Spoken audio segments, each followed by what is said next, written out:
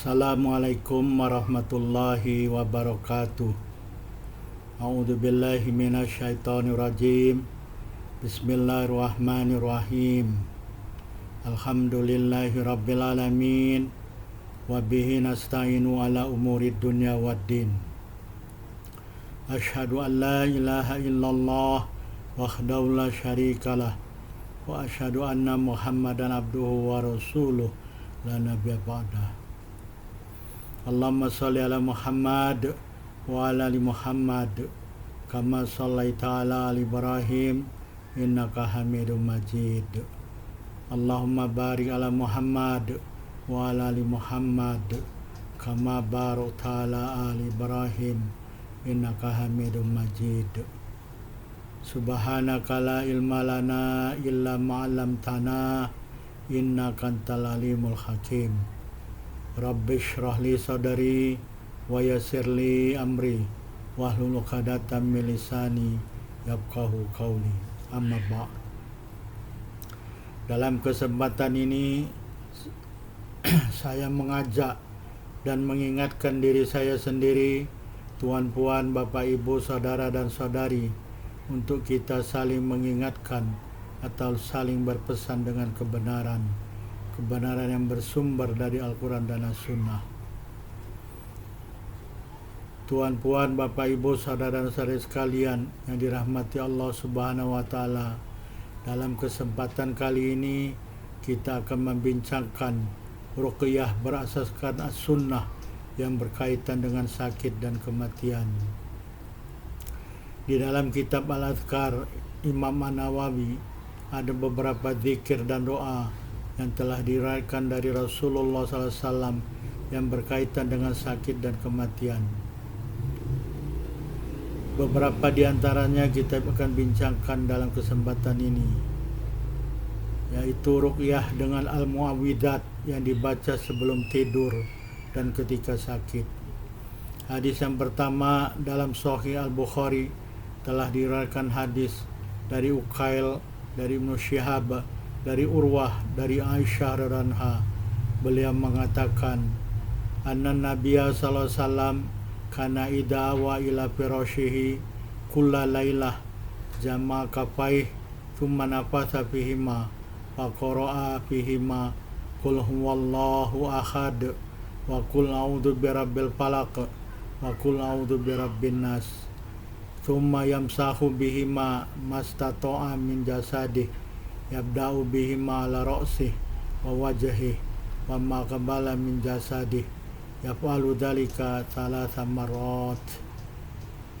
Al-Bukhari nomor 5017. Maksudnya, sesungguhnya Nabi SAW ada apabila pergi ke tempat tidurnya untuk tidur setiap malam, baginda menghimpun kedua-dua telapak tangannya, kemudian baginda meniup kepada kedua telapak tangannya, lalu baginda membaca pada kedua-dua telapak tangannya Qul huwallahu ahad, surat Al-Ikhlas, Qul huwallahu ahad sampai selesai, Qul a'udzu birabbil falaq dan Qul a'udzu birabbin nas. Kemudian baginda menyapu dengan kedua-dua telapak tangannya apa-apa yang baginda mampu untuk menyapu dari badannya. Baginda mulai menyapu kepalanya dengan kedua-dua telapak tangannya dan wajahnya dan apa-apa yang bahagian hadapan dari badannya. Baginda melakukan perkara demikian 3 kali. Dalam hadis ini ada perbuatan yang dilakukan oleh Rasulullah SAW setiap malam sebelum tidur, yaitu perbuatan ruqyah yang bermakna ta'widz, memohon pertolongan dan perlindungan kepada Allah Subhanahu wa Ta'ala. Kita tidak tahu apabila kita tidur di mana kita berada dan apakah yang akan berlaku kepada badan atau jasad kita. Oleh karena itu sudah sepantasnya, sudah semestinya kita memohon perlindungan kepada Allah, sebagaimana telah dilakukan oleh baginda Rasulullah SAW dengan membaca surat Al-Ikhlas, Qul huwallahu ahad, Qul a'udzu birabbil falaq, surat Al-Falaq, dan surat An-Nas, Qul a'udzu birabbin nas, pada kedua-dua telapaknya. Jadi baginda menghimpun kedua-dua telapaknya seperti ini. Kemudian baginda membaca Bismillahirrahmanirrahim. Qul huwallahu ahad sampai selesai. Bismillahirrahmanirrahim. Qul a'udzu birabbil falaq sampai selesai. Dan Bismillahirrahmanirrahim. Qul a'udzu birabbin nas sampai selesai. Kemudian baginda meniup tangan, kedua telapak tangannya, tiup, kemudian mulai mengusap dari kepalanya, terus ke mukanya sampai ke seluruh badan yang di hadapan, tangan dan kaki, terus dari bagian hadapannya. Dan baginda melakukannya 3 kali. Jadi apa-apa yang baginda mampu untuk mengusapnya atau menyapunya, yang dimulai dari kepala, wajah dan bagian hadapan badannya, perbuatan tersebut dilakukan 3 kali. Ini adalah perbuatan yang dilakukan setiap malam sebelum tidur. Hadis yang kedua, dalam hadis Al-Bukhari yang lain, dari Malik, dari Ibnu Syihab, dari Urwah, dari Aisyah radhiyallahu anha, beliau mengatakan, anna Rasulullah sallallahu alaihi wasallam kana idza ishtaka yaqra'u ala nafsihi bil muawwidzat wa yanfuthu falamma stadda waja'u kuntu aqra'u alaihi wa amsahu biyadihi roja barakatiha. Hadis riwayat Al-Bukhari nomor 5016. Maksudnya, sesungguhnya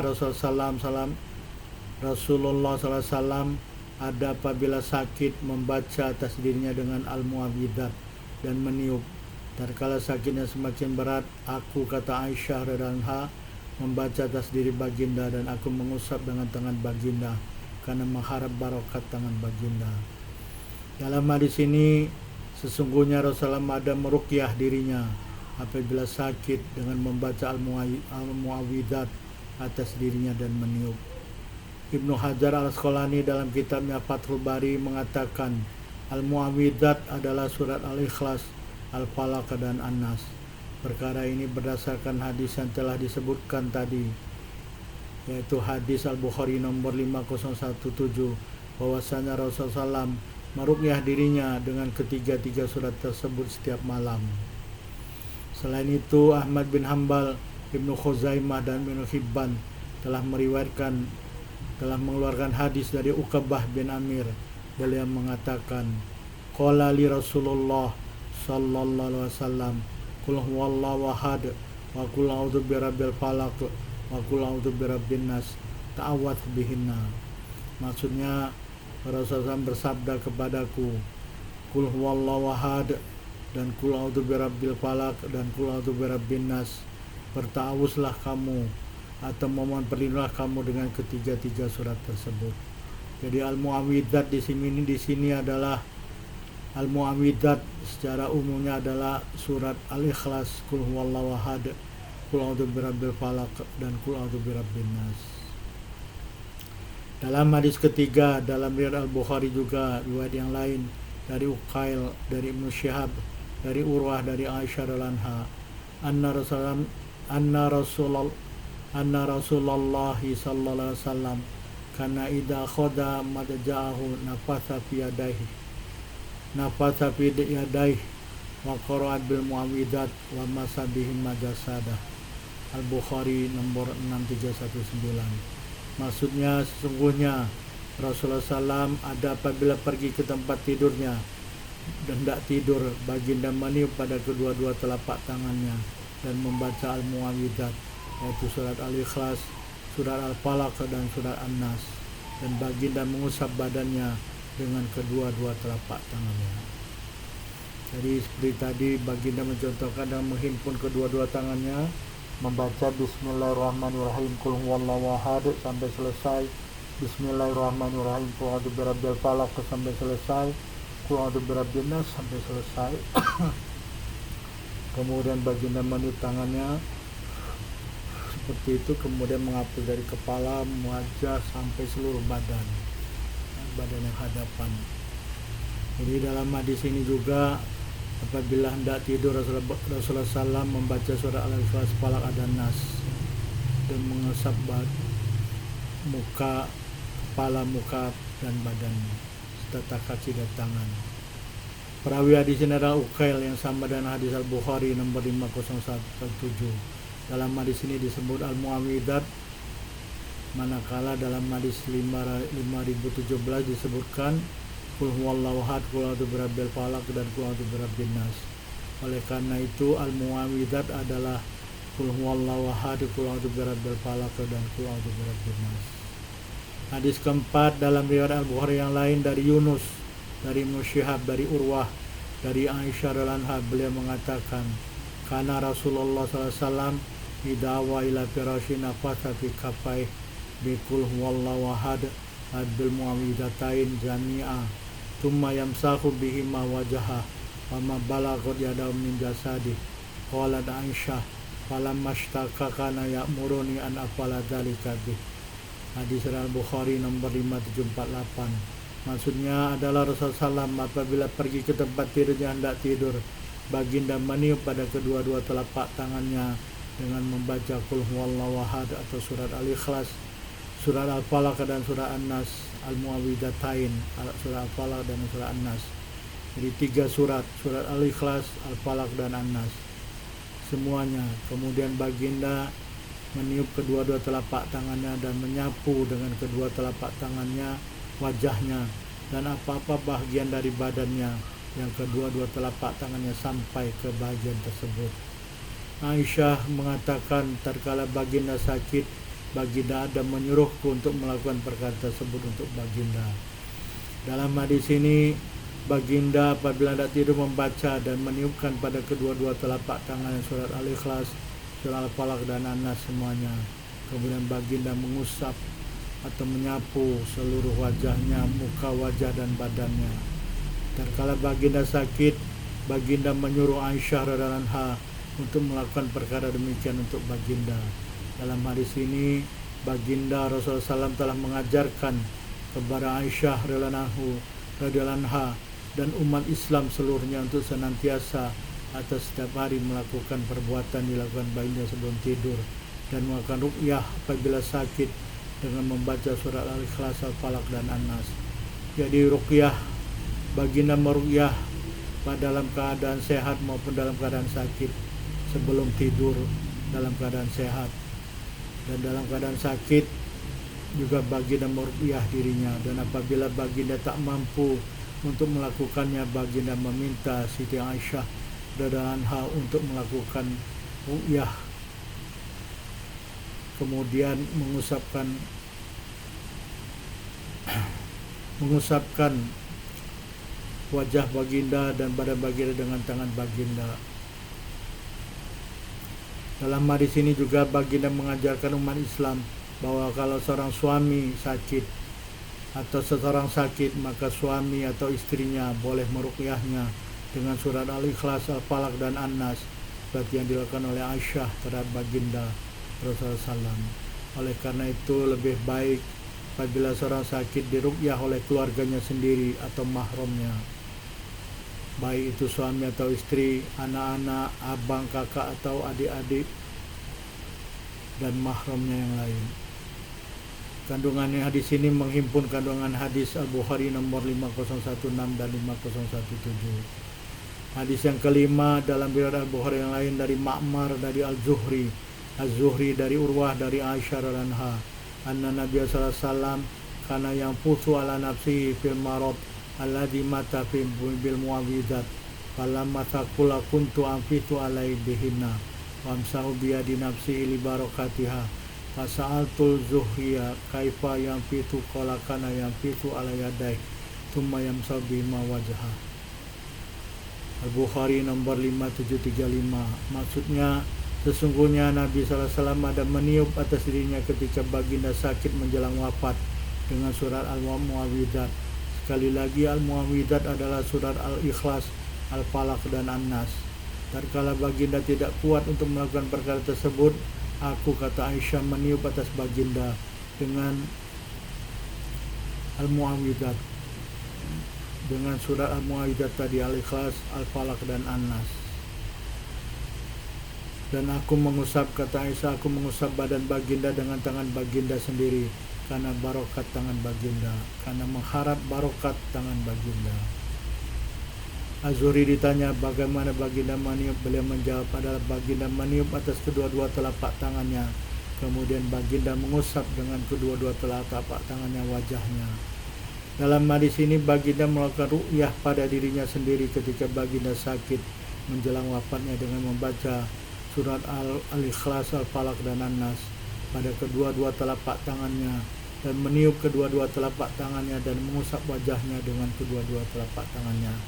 Tatkala sakit baginda makin berat, Aisyah radhiyallahu anha melakukan ruqyah kepada baginda dengan surat Al-Ikhlas, Al-Falaq dan An-Nas, kemudian menggunakan tangan baginda untuk mengusap wajah dan badan baginda seluruhnya dengan mengharap barokat dari tangan baginda. Hadis ke-6 dalam riwayat Al-Bukhari yang lain dari Ma'mar, dari Az-Zuhri, dari Urwah, dari Aisyah radhiyallahu anha, anna Nabi sallallahu alaihi wasallam kana yanfusu ala nafsihi fi maradih alladhi qubida fi bil muawidat walamma taqula kuntu ana anfusu alaihi bihinna wa amsa bi yadi nafsi li barakatiha fasaltu banu syihaba kaifa kana yanfusu qala yanfusu ala yadai thumma yamsa bihima wajha. Hadis Al-Bukhari 5751. Maksudnya sungguhnya Nabi SAW ada meniup atas badannya pada masa sakitnya menjelang wafatnya dengan Al-Mu'awwidat, yaitu surat Al-Ikhlas, Al-Falaq dan An-Nas. Dan kalau sakit baginda semakin berat, aku, kata Aisyah, meniup atas baginda dengan ketiga-tiga surat tersebut. Lalu aku mengusap dengan tangan baginda badannya karena mengharap barakat baginda. Hadis ini mirip dengan hadis yang sebelum hadis ini, yaitu hadis Al-Bukhari 5735. Hadis ke-7 dalam riwayat Al-Bukhari yang lain dari Yunus, dari Ibnu Syihab, dari Urwah, dari Aisyah radhiyallahu anha, anna Rasulullah sallam kana idza ishtaka nafasa ala nafsi bil mu'awwidat wa masaanhu bi yadihi falamma ishtaka wajahu alladhi tufiya fi tafiktu anfitu ala nafsi bil mu'awwidat allati kana yanfitu amsal bi yadi nabiyyi sallallahu alaihi wasallam anhu. Maksudnya ini hadis Al-Bukhari nomor 4439. Maksudnya sesungguhnya Rasulullah SAW ada apabila baginda sakit, baginda meniup atas badannya dengan surat Al-Mu'awwidat, yaitu surat Al-Ikhlas, Al-Falaq dan An-Nas, dan baginda mengusap badannya dengan tangannya. Dan kalau baginda sakit menjelang wafatnya, aku, kata Aisyah, bersiap sedia meniup atas badan baginda dengan Al-Mu'awwidat yang ada baginda meniup, dan aku mengusap dengan tangan baginda badannya. Dalam hadis ini Nabi SAW apabila sakit baginda meruqyah dirinya dengan meniup pada kedua-dua telapak tangannya dengan Al-Mu'awwidat dan mengusap badannya dengan kedua-dua telapak tangannya. Dan kalau baginda sakit menjelang wafatnya, Aisyah radhiyallahu anha meruqyah baginda seperti yang dilakukan baginda, dan Aisyah mengusap badan baginda menggunakan tangan baginda. Hadis ini mirip dengan hadis Al-Bukhari nomor 5016. Hadis ke-8 dalam riwayat Muslim, Aisyah radhiyallahu mengatakan, kana Rasulullah sallallahu idza marida ahadun min ahlihi nafatha alaihi bil mu'awwidat falamma marida maradah alladhi mata fihi ja'altu anfutu alaihi wamsahu biyadi nafsi li'anha kanat a'dhamma barakatan min yadi. Hadis Muslim nomor 2192. Maksudnya adalah Rasulullah SAW apabila sakit seorang dari keluarganya, baginda akan meniup atas orang yang sakit tersebut dengan Al-Mu'awwidat. Dan kalau baginda sakit menjelang wafatnya, aku, kata Aisyah, meniup atas baginda dan aku mengusap baginda dengan tangan baginda sendiri, karena sesungguhnya adalah tangan baginda lebih besar barakatnya dari tanganku.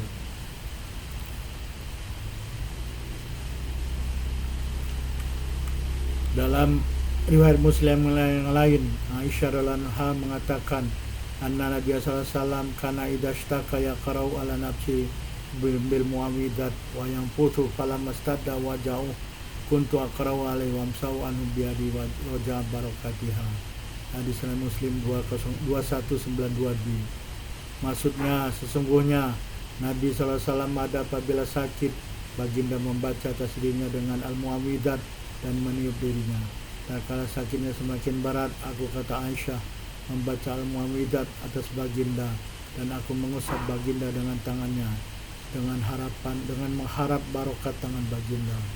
Dari hadis-hadis yang telah disebutkan tadi, ada beberapa perkara yang boleh dihimpun dan disimpulkan, yaitu perkara pertama, Rasulullah SAW setiap malam apabila baginda menuju tempat tidurnya untuk tidur, baginda sebelum tidur membaca atau meruqyah dirinya sendiri dengan surat Al-Ikhlas, Qul huwallahu ahad, dengan surat Al-Falaq, Qul a'udzu birabbil falaq, dengan surat An-Nas, Qul a'udzu birabbin nas, pada kedua-dua telapak tangannya. Kemudian baginda meniup pada kedua-dua telapak tangannya. Kemudian baginda mengusap badannya dengan kedua-dua telapak tangannya. Apa-apa yang baginda mampu mengusapnya, yang dimulai dengan kepala dan wajah baginda dan bagian depan atau bagian hadapan dari badan. Baginda melakukan perkara ini 3 kali. Imam An-Nawawi mengatakan bahwa an-nafsu adalah tiupan lembut tanpa ludah. Dalam hadis-hadis yang telah disebutkan, nafsu adalah perkara yang disukai dilakukan dalam meruqyah. Jumhur ulama dari sahabat Rasulullah SAW, at-tabi'in dan orang-orang setelah mereka telah ijma' atas dibolehkan dan disukai meniup atau an-nafsu. Jadi setelah tangan begini, setelah membaca Qul huwallahu ahad selesai, Qul a'udzu birabbil falaq selesai, Qul a'udzu birabbin nas selesai, baru ditiup kedua-dua telapak tangan. Dimulai dari kanan kemudian kiri, kemudian diusapkan dari kepala, muka dan badan serta kaki dan tangan. Ru'yah dengan al-mu'awidat, karena sungguhnya al-mu'awidat menghimpun bagi memohon perlindungan dari setiap perkara yang tidak disukai. Di dalamnya ada permohonan untuk berlindung kepada Allah Subhanahu wa taala dari kejahatan makhluk yang diciptakan Allah, baik makhluk kasar maupun makhluk halus, kejahatan ahli sihir yang meniup pada simpulan tali, kejahatan orang-orang yang dengki dan iri, dan waswas syaitan. Perkara kedua, baginda ketika ada ahli keluarganya sakit, baginda meruqyahnya dan dengan membaca dan meniup dengan al-mu'awidat. Jadi boleh bagi kita apabila ada anggota keluarga atau ahli keluarga kita sakit, kita meruqyah dengan surat Al-Ikhlas, Al-Falaq dan An-Nas seperti yang dilakukan oleh baginda terhadap ahli keluarganya. Begitu pula apabila baginda sakit, baginda meruqyah sendiri dengan membaca al-mu'awidat dan meniup pada kedua telapak tangannya. Oleh karena itu kita juga boleh meruqyah diri sendiri kalau kita masih mampu. Apabila sudah tidak mampu, maka kita boleh meminta kepada anggota keluarga yang lain. Perkara ini mengajarkan kepada kita bahwa kalau kita sakit, kita boleh meruqyah diri sendiri dengan membaca surat Al-Ikhlas, Al-Falaq dan An-Nas seperti yang dilakukan oleh Rasulullah SAW, selain kita berikhtiar untuk berobat. Begitu pula dengan anggota keluarga kita, kalau ada sakit kita boleh meruqyahnya dengan ketiga-tiga surat. Perkara 3, apabila kita sakit dan tidak mampu untuk meruqyah sendiri, kita meminta suami. Jadi sekali lagi diulangi, perkara 3, apabila seorang sakit dan tidak mampu untuk meruqyah diri sendiri, maka dia boleh meminta, kalau dia punya suami atau dia punya istri atau dia punya abang, kakak atau adik atau anak-anak kalau dia punya anak, atau mahram yang lain, untuk meruqyah orang tersebut dengan al-mu'awidat dan mengusap badannya seperti yang dibuat oleh Aisyah radhiyallahu kepada baginda Rasulullah SAW.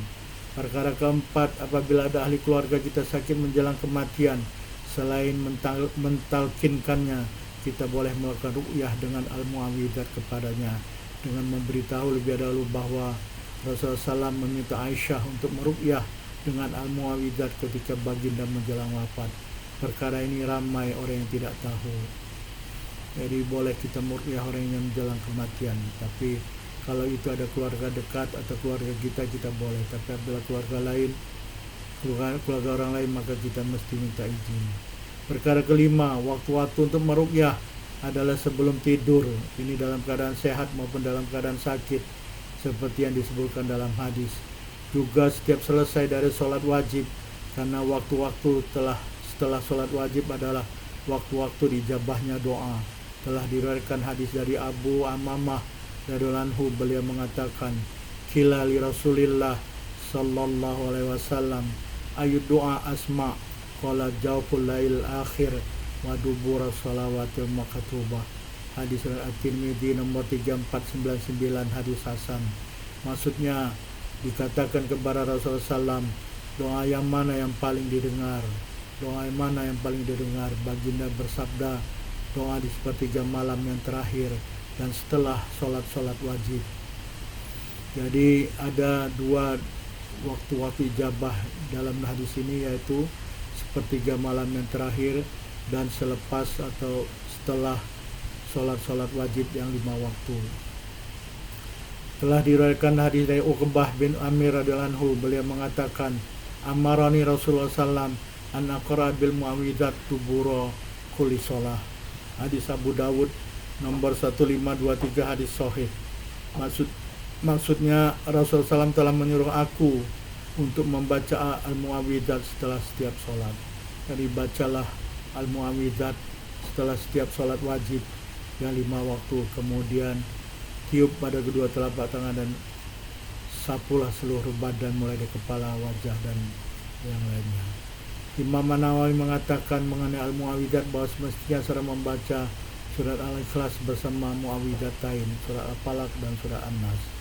Tuan-puan, Bapak, Ibu, saudara dan saudari sekalian yang dirahmati Allah Subhanahu wa taala, kita telah sampai di akhir tausiah atau mudzakarah pada kesempatan ini. Kita sambung perbincangan kita mengenai ruqyah pada video-video selanjutnya insyaallah. Terima kasih telah menonton video ini. Fastabiqul khairat, berlomba-lombalah dan bersegeralah dalam berbuat kebaikan. Subhanakallahumma wa bihamdika asyhadu an la ilaha illa anta wa astaghfiruka wa atubu ilaik. Wabillahi taufiq wal hidayah. Wassalamualaikum warahmatullahi wabarakatuh.